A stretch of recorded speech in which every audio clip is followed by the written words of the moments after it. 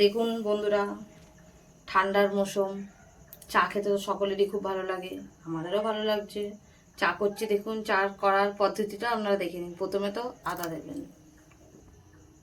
ছোট থেকে বড় সবাই ভালোবাসে চা খেতে, ছোটদের দেওয়া উচিত নয়, বড়দের দেওয়া উচিত। চিন্তা না করে চা। এবার দেখুন চা পাতা দিয়ে দিলাম। আপনি যতটা দুধ দেবেন ততটা চা পাতা দেবেন, তাহলে চাটা খুব সুন্দর হবে আর খেতেও খুব ভালো লাগবে। চা ভালো টেস্ট আনার জন্যে আপনি 4-5টা এলাচ দিয়ে দিতে পারেন, যেটা আমি দিয়েছি। এরকমভাবে নাড়তে থাকবে, নাহলে চাটা পড়ে যেতে পারে। চা পড়ে গেলে এবার দিচ্ছি চিনি। আপনি যতটা মিষ্টি খাবেন ততটা দিতে পারবেন।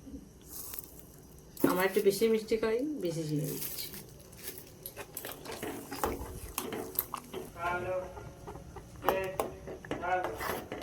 দেখুন বন্ধুরা, চা ছাকার জন্য এইরকম একটা পাত্র নেবেন, এটাকে বলে কেটলি। এর মধ্যে চা রাখলে চাটা গরমও থাকবে আর ভালোও থাকবে, আর দিতেও সুবিধে হবে, আপনার গায়ে গায়ে পড়বে না। এবার আমি চাটা ছেঁকে নিলাম বন্ধুরা। এবার আমাকে দেখুন আমি কী করছি, এই গ্যাসটা বাড়িয়ে দিলাম আর চায়ের ঢাকনটা দিয়ে দিলাম।